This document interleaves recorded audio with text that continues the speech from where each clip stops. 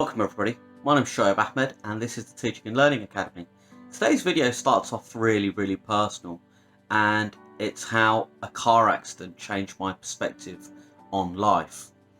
It's the early 2000s, I was driving my family from A to B, and I was involved in a car accident. Like most people, took my car into the garage for repairs. The courtesy car that I got in return, and those of you who are old enough to remember, had a cassette player in there. And in the cassette player there was a cassette. I plugged it up, played it, and it was an audiobook. The audiobook was The Habits of Highly Effective People by Dr. Stephen Covey.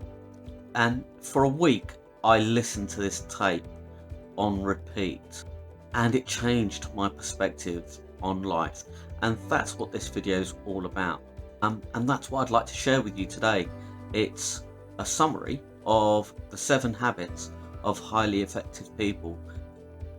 In habit number 1, Dr. Stephen Covey speaks of how proactive people are the most successful people. You get those who are reactive, those who always complain about how the government policies don't provide well, and how things used to be better in the olden days. And to some extent I can agree with those stories, but Dr. Stephen Covey highlights why it's so important to be proactive. Proactive is about facing a problem and then finding a solution on how to deal with it. And we can see many successful examples of this, ranging from Tesla. Tesla has been in the forefront of developing electric cars. We've got Apple, who develop ecosystems related to technology, so on and so forth. We've got so many different companies that do that, and we also need to be of that perspective. I've worked with so many teachers over the years that always, after coming out of a team meeting, for example, and many of you probably can relate, are complaining straight away. When do they expect us to find the time to do this? And teaching's hard enough as it is, and they put this upon us, and Ofsted are coming in, and we've got our learning area review, so on and so forth. But all that time spent complaining is being reactive. You're not actually solving the problem. It's okay to let off a bit of steam now and again, and I can totally agree with that. I let off steam, it's not a problem. But letting off steam and letting it consume the time that you could spend being proactive, then that's just stupidity in my opinion. Proactive is all about responding to the problem, finding a solution to it, and we've all got to be like that in this profession. Teaching is a very demanding profession, as we all know, those who are in it, or those of you who are thinking of entering it, or those of you who work around teachers. You know how demanding it can be. X amount of classes, so many targets, etc. And on top of that, you've got all the paperwork that comes along with it. But complaining about that, not meeting your targets, is going to lead to you possibly to have a poor review, not meeting your target, your students not doing well, and that's because you are being reactive. And Dr. Stephen Covey speaks about how beneficial it is to be proactive, and this is habit number 1.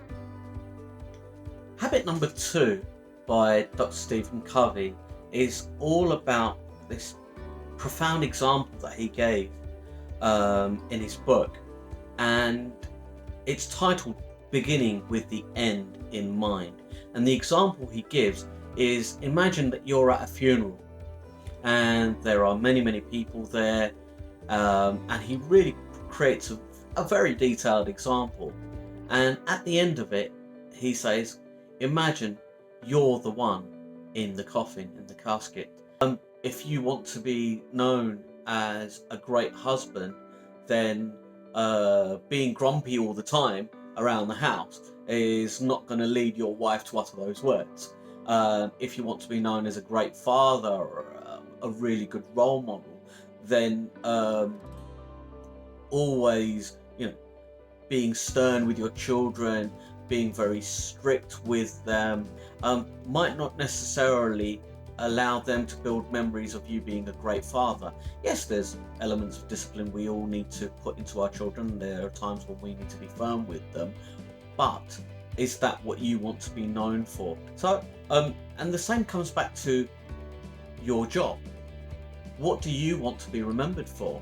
What do you want your legacy to be? If you have a job that has a social impact, then what do you want to be remembered for? And this had a really profound effect on the way I've seen things in the profession. You know, every learner has to be important. Every student has to be important. What do you want your memory or their memory to be of you? And you've got to make an effort. You won't get on with every learner. You really won't. There'll be personality differences, there'll be personality clashes, etc., etc. But to go in every lesson with that in mind, that today I want to make an impact, today I want to be memorable, today the way I want to teach things, I want them to be memorable, then that's a start. And that will get you somewhere in this career, in this profession, because then word gets around. The students talk, the teachers talk, the managers talk, and they see that the effort that you're making. So it's all about beginning with the end in mind. Habit number 3 is all about putting first things first. Organizing yourself, putting what's important in the forefront. On your deathbed, and it's the example that he gives, and I'm going to summarize it for you. On your deathbed, you're not going to be thinking about what reports are incomplete in the office. You're going to be thinking about the relationships that you formed over your lifetime, be it with your parents, siblings, your partner, your wife, your kids. Those are going to be the things that are going to be most important to you. And what are you leaving behind? What memories are you leaving behind? Have you cultivated those relationships enough? Have you kept in touch with people enough? And I've met many people over not just my teaching career, but just over my working career, where you get to know them a little bit. And sometimes they say to you, I haven't spoken to my brother for 10 years, or I haven't spoken to my sister for X amount of time, or I haven't spoken to my mum for 6 months. And I just find that I've always found that really bizarre, because it's those relationships that are the most important. Those are the bridges to your past. That's your legacy. If you're hoping that your children share a healthy relationship even after you're gone, then you need to set that example. And it's really important. Now, we've gone through this pandemic basically in 2020, and that stopped a lot of people, myself included, from seeing their loved ones for an X amount of time. But technology does allow you to still keep in touch. We have phones, we have WhatsApp, we have social media, we have FaceTime, we have video calls through so many different apps. There's really no reason for you to leave important relationships behind. And that's what Dr. Stephen Covey talks about. It's the third habit, putting first things first. What makes this habit important to me from a teaching perspective is the thoughts and feelings, the memories, the footprints that I leave behind with my learners. You're never going to get on with every learner. You're never going to get on with every student. Teaching for me kind of like comes into this third habit of putting first things first, which is the student always comes first in the classroom. And that's why learner voice and student voice is so important. If you run a business, then your customer always comes first. You've got to learn to listen. The second you do that, then hopefully you have a successful business, you have a successful classroom. Habit number 4 is something that's a really interesting concept, and I wish more people knew about it. From an academic perspective, from a career perspective, from a personal perspective, because it eliminates politics, office politics, family politics. It eliminates that, and I wish more people knew about it. For example, could be you've got 2 authors, and both of them have got a book on similar topics, similar audience, etc., etc. Now, let's imagine author number one reads author number two's book and then recommends it to his audience. Hopefully, what that leads to is that act being reciprocated by author number two. He will then read, or she will then read, author number one's and recommend it to their audience, and what you've got is a win-win situation. Yeah, it's not the scenario where author number one writes a really poor review under that book, basically on an Amazon account, saying, oh, it's a rubbish book, don't waste your time, etc., etc. That's not getting anybody anywhere. That'll probably deter a few people from buying the book, but that's about it. But win-win in that both authors benefit. Audiences are enlightened to a new author. Sales go up. Everybody benefits from this, and Dr. Stephen Covey talks about how beneficial a win-win situation can be. But what I have found is going down that pathway, people who aren't used to seeing this kind of act or mechanism being played out, they always question your motives. You know, they what are you getting out of this, and why are you trying to benefit? You know, my circumstances. Once you get into the habit of win-win, then your, how can I put it? Your reputation will start speaking for itself, and people will come to you for assistance, for guidance, etc., etc., knowing that there's no ulterior motive, and they can talk to you quite freely and openly. So win-win also leads to your respect and integrity being built as well. Habit number 5 by Dr. Stephen Covey is a really, really profound one. It doesn't matter what profession you're in, it just applies. And I try to do it. I try my level best to carry it out in every aspect of my life, not just professional, but also personal.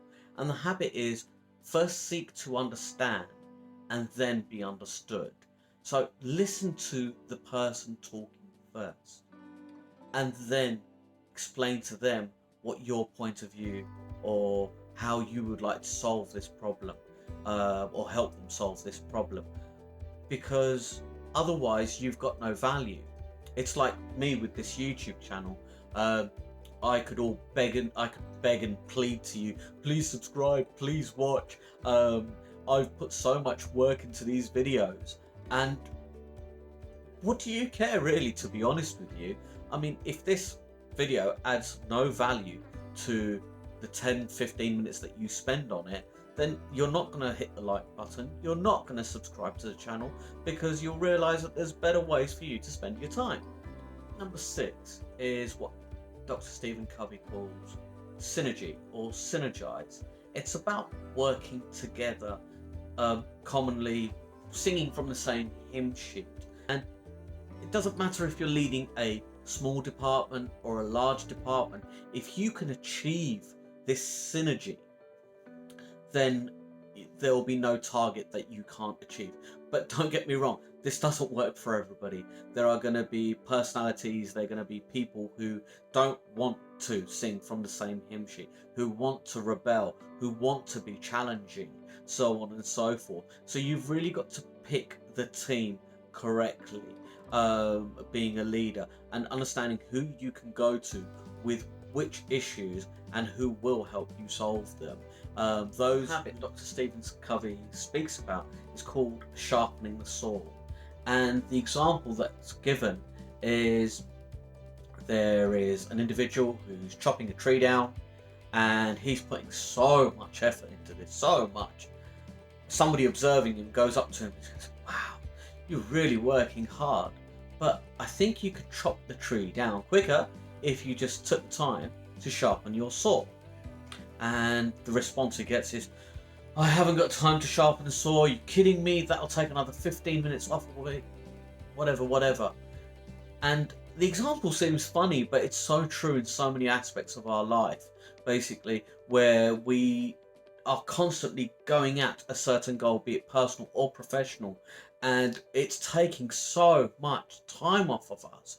what we don't realize, if we take a step back and just look at what we're doing, maybe it's just a bit of organizing that needs to be done, a bit of time management that needs to be done, a new technique needs to be employed.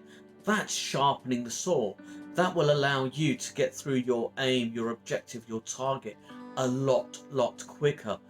It's always good to hit the reset button and just look at things from an outsider's point of view, an observer's perspective. Where am I going wrong?